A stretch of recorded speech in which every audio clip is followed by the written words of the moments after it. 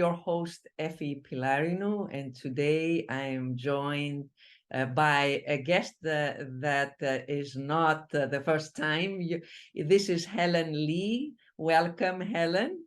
Helen is the CEO and founder of Go Impact. She is top influencer, thought leader, the point person in the APAC region, and a top voice around sustainability and impact.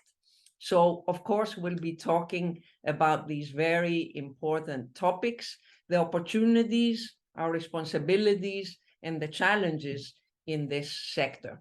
So, Helen, where are you joining us from today? Yes.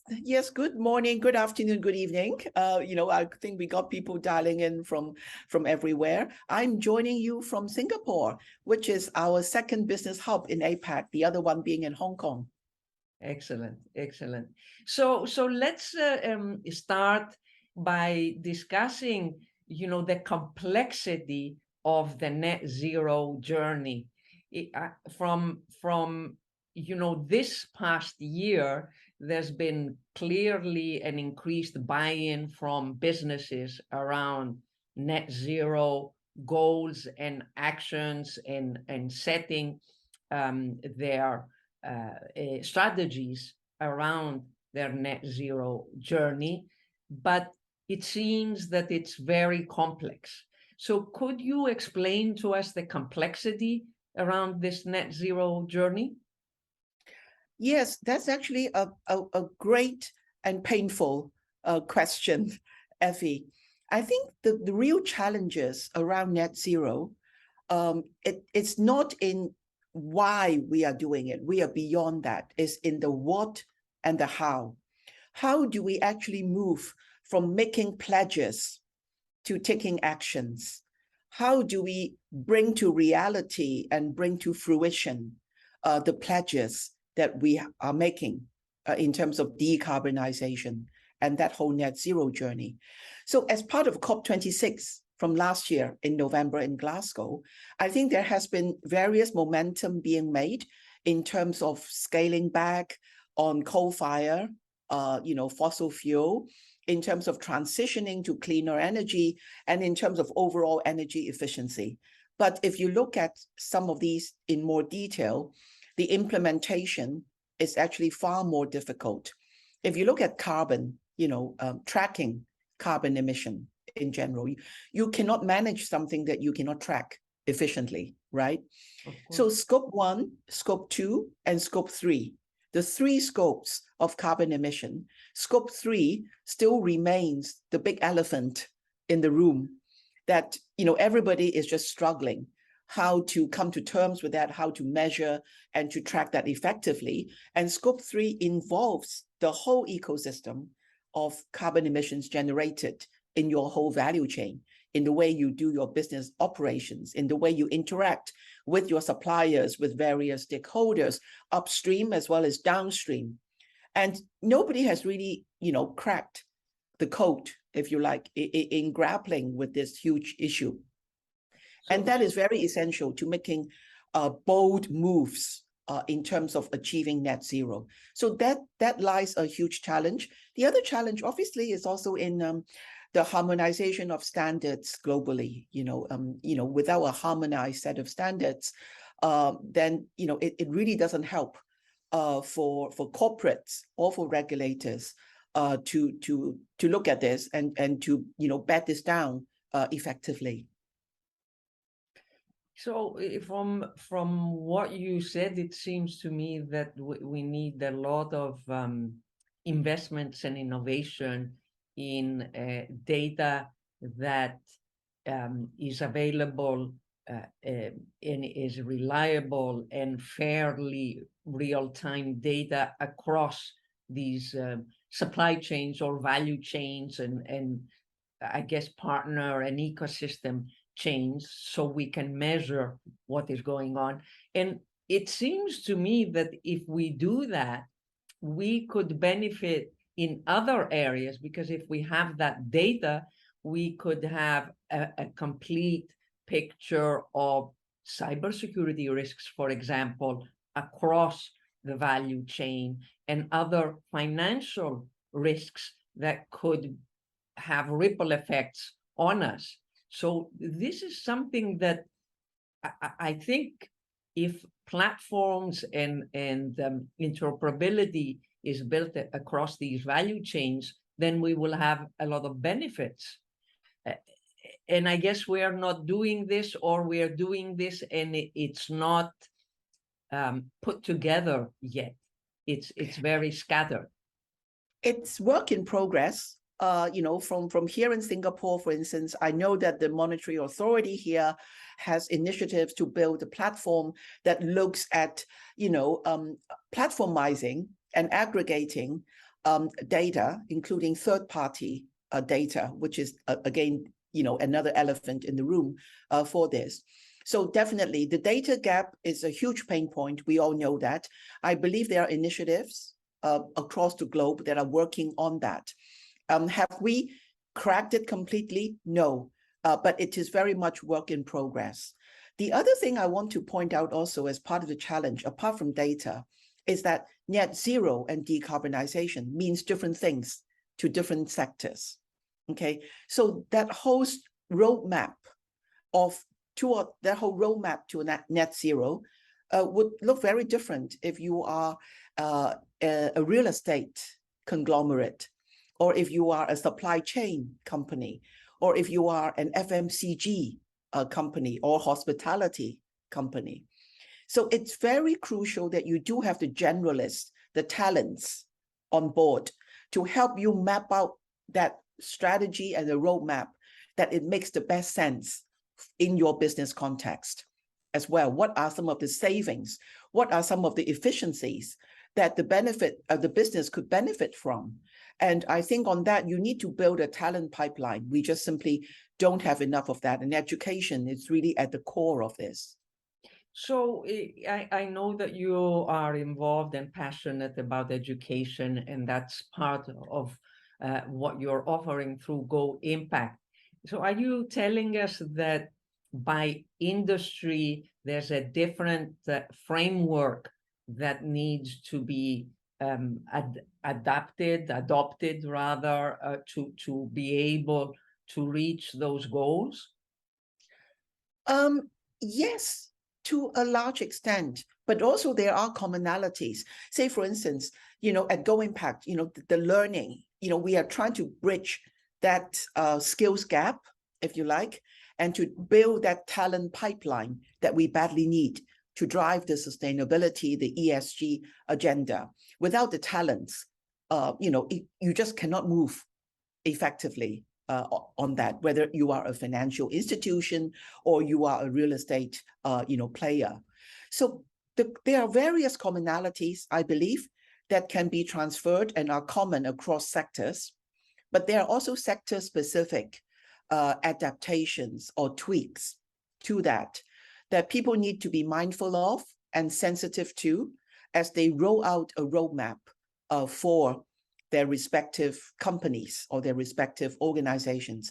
And this is where a lot of the practical learning that we are doing comes in, to help, because people don't just need a theoretical framework. Now, the executives don't just need, a theory and nice looking slides on what it could look like. They need tips and tools, and they need, experiential learning, blended learning, that they can generate lessons learned and mistakes not to be repeated from other people's use cases, from other experiences and knowledge. So that use case-based and expert-led learning is an area that we feel is very lacking. And based on the business traction we had, it seems to be playing at the sweet spot of bridging the skills gap, as well as building the talent pipeline. So let's talk about financial services, where you come from and I come from, and so on. And in that area, one of the most well-known challenges and issues is the issue of greenwashing in investments. And I was reading, Helen, just recently that in the UK, there's going to be serious regulation around penalizing asset managers that offer products that are really greenwashing and therefore are not honest, and they don't represent in the fiduciary duty sense what they claim they represent. So how do you address these issues for financial services, and in what regions, jurisdictions do you see progress around this? That's a huge question. And I think, Effie, in addition to the UK situation that you mentioned, I'm sure people would have read recently, a very high profile case of a German-based, large asset management firm that were raided by the German regulators for misrepresentation of some of their funds, a total AUM of $2 billion. And the CEO having to resign hours after that raid by the local regulators. So all that points to one thing. I think the real problem about greenwashing is not just in people that are doing it, or regulators' criteria. Are they tough enough to enforce that? It's that trust deficit, that credibility gap that greenwashing is causing, among investors, among the public. If the investors and the public feel that we can't trust you guys anymore, okay, we don't know what's credible versus what's not credible. There's not a very easy way for us to tell how our money, our capital is being deployed, is working. So that trust deficit and credibility gap is something that the sustainability agenda, the ESG agenda cannot afford, globally. The problems are too huge. We are running out of time, and to have the trust deficit on top of this, it's not going to help the agenda at all. So I do believe that regulators and policymakers have a very key role to play in this. And I'm very happy to say that both in Singapore and in Hong Kong, the monetary authorities have heightened their measures in terms of more robust criteria for the disclosure and to avoid and to address this problem of greenwashing. I'm sure in other parts of the world is the same. And I think all this would mean that for asset managers, as well as for banking institutions and so on, the bar is set higher and higher on this. And I think this is a very good thing for the agenda. Great. So what are going to be the big topics in the next co-op, and what do you expect and hope for in terms of progress? It's true, COP27 taking place in Egypt is just around the corner in November. How COVID have blurred the timeline for so many of us. It's like one day flows on to another and 1 month flows on to another. Gosh, but yes, I think riding on, the key takeaways from COP26, such as, public and private funding probably needs to connect more in order to drive the agenda more effectively, and how the kind of, transitioning away from fossil fuel can take place. I think for COP27 is really bedding down a lot of these. And as we know, the crisis in Europe have really exposed a lot of the, energy shortage, food shortage, that sometimes could be a momentary setback for the ESG agenda. It's sort of like people feel sometimes that, hey, there's an energy crisis, there's a food shortage crisis. We cannot worry about clean energy so much. We need the fossil fuel back. We need to, we need the power. We need to generate the power. And not at a huge cost to our existing GDP. This is very, challenging markets that we are all in, and with the recession, with inflation, a lot of huge problems that touch across sectors. You might feel that this has pushed back the agenda a little bit, but I do feel that it's also at the same time driving people to look at the whole energy transition implementation more real, because they know that they just cannot be so dependent on fossil fuel, that this simply, that huge dependency, there need to be a way out of it, and we need to invest and transition a way out of it. So I do believe that at COP27, bedding some of these down would be very much on top of the agenda for everybody there. Helen, you touched upon an important point, this macroeconomic challenging environment that is worrisome in that we might, in this uncertain and stressful environment, forget about what our purpose was and our values, and just act out of fear and stress, and fall back to patterns and choices that we had before, just as we had started, working towards becoming more aligned with the set of values that the SDGs have. One bright spot that I'd like to mention and share with you and our audience is that the younger generation remains very committed and very aligned to these principles, the principles that we're talking about. And I'm reading continuously that they want to take jobs with employers that not only do the right thing, in their business, but also are joined by customers that are also aligned with those values. Of course, this might become more difficult, but it's in these challenging times that we see, who takes a stance and who can really keep this message and the values clear when the skies are not so clear, right? Yes, 100%, Effie. And, in Asia, we have a saying that in every crisis, there is an opportunity. So we are faced with an existential threat and a crisis that we have never seen before, that humankind has never seen before.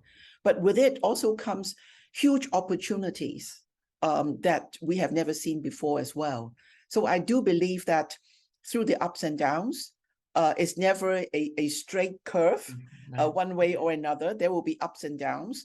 We must never lose sight on the important priorities. And I think sustainability is not just a PR slogan. It's not just something, a conference agenda.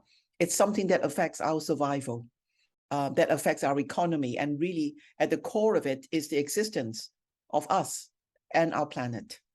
100%. And I mean, we could be talking for hours about climate risk and how to deal with that, and how to think at the level where we feel that we are one with the environment, because obviously we depend on the soil, on the water, on the air, even though we have been very disconnected through our sort of contemporary life, right? And we don't think, when we buy vegetables and fruits in the supermarket, where they're coming from and what quality they are, depending on all our other behaviors.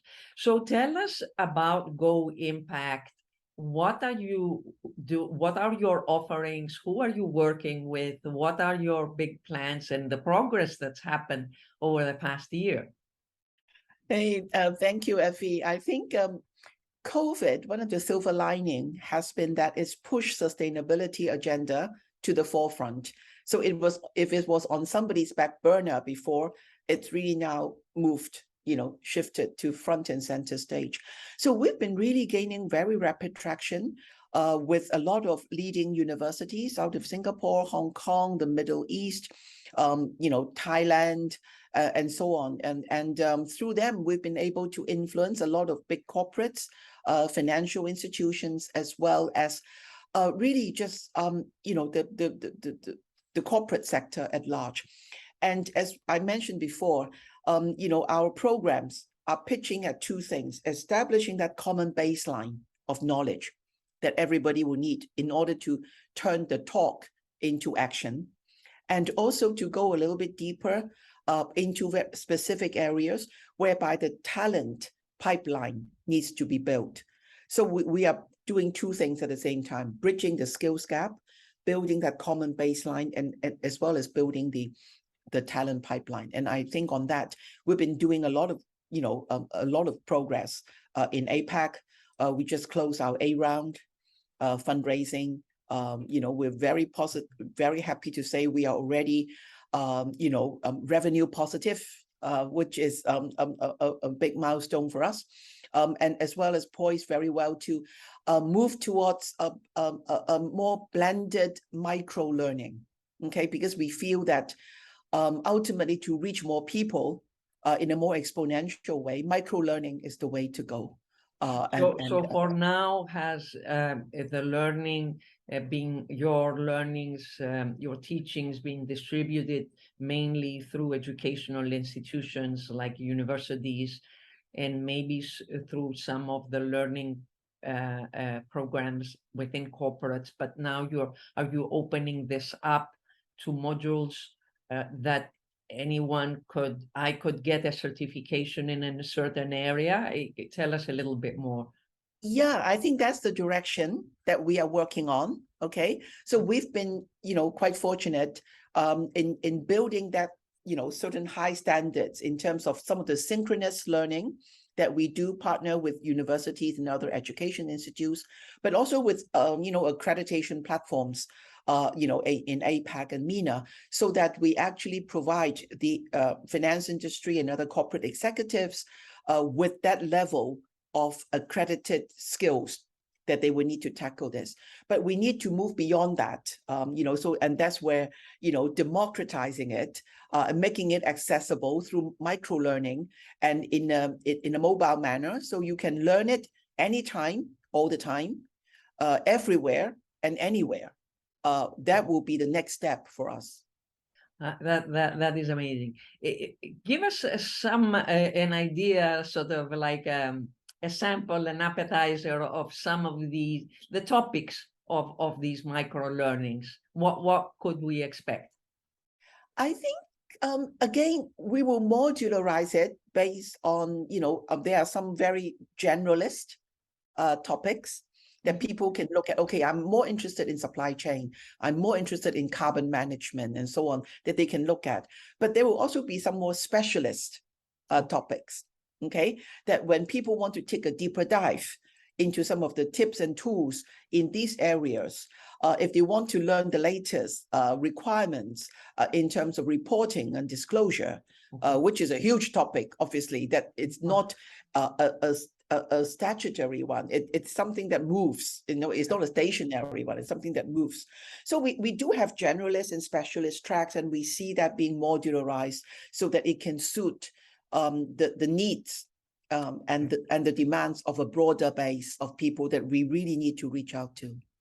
Yeah, and I imagine that, as you said before, different industries have different concerns and should have different concerns, so they could take these modules and put together what makes sense to them as a portfolio of learnings that makes sense for their business and their business model, really. Who are they interacting with? And in a more ready to go and less customized manner, because anything that requires a huge amount of customization would obviously take a lot of time and a lot of expenses in order to come up with it. But if there are something that can be modularized, that people can adapt and mix and match, then it just makes that whole experience that much more frictionless, to use a very fintech term. So you take some of the friction and some of the challenges and the time consuming kind of elements out of it, if you have something, a platform like that. Yeah. In terms of geographic sort of outlook, where do you see the most appetite for your offerings, the most interest and passion, if you want, for this, and where is it more difficult for you to sell and therefore people or businesses are not Well, I yet would there? not make a distinction between regions, as to, what's more difficult or what's more easy. I think this is an agenda that hits everybody, and we do see the interest across regions. But obviously, APAC is, our home base, where we have a lot of use case, a lot of on-the-ground experts, but we also have a lot of global experts in different subject matters. So the subject matter expertise that we can draw on, say, from organizations like the World Bank or the IFC or the UN and so on, that makes a lot of difference to our programs as well. So I hate to confine it to a kind of region versus region outlook. I believe the need is there. I also believe that collaboration is a competitive advantage. So we're also very open to collaborating with others that might have, subject matter expertise in, say, Europe or North America, and we can complement that from APAC and the Middle East. And that could work out well as well, because ultimately, this is going to be an important agenda that we are running out of time to deliver on. Yeah.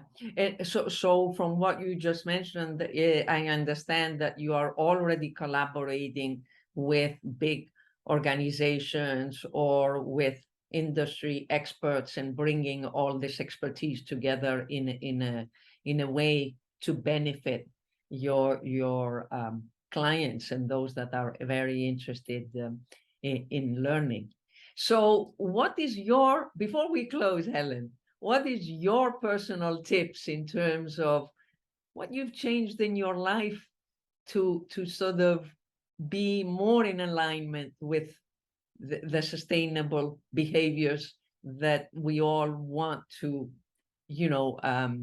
live as people and as businesses? Obviously, your business is dedicated to this. How are you behaving and how have you changed over time? It's actually the baby steps for me in our personal lives that matters the most, because people often think what I do is so unimportant. It doesn't really move the needle. And if all of us, think like that, then nothing will happen, right? We all think that what we can do is so unimportant that, whether I do it or not does not make a difference. But that is not true. So some of the baby steps that, I like to share that we are doing. First, I think we take a lot more public transport. Okay. So that actually, and we are fortunate to be in locations where public transport system is very efficient. So what that means is that it lowers the carbon emission. Okay. And secondly, I think we have one day in the week where our teams in Hong Kong and Singapore call an impact day. Okay. So what that means is not just a day where you don't need to be in the office or whatever, because ultimately COVID have taught us that we can work efficiently from home or from the office. But the impact day is really meant for our colleagues and our team members to go out there, find things that can help to make an impact, or look at wetland reserves, how the mangroves help to hold the soil and help to alleviate the problem of sea level increase and all that, to see it for yourself and to take that opportunity to also re-energize and share with other team members what you have seen and your experience. So I do believe that impact day have really make some difference to our team dynamics, and it's always those little baby steps that really matter for each and every one of us, I think. I love that share, because you're really inspiring everybody to sort of go beyond the head, the mental thought of what is good to do, and really experience it, where it is. The example that you brought is a wonderful example. I love that. Thank you very much, Helen. Thank you so much, Effie. It's always a pleasure chatting with you, and thank you everyone else for listening in. Thank you.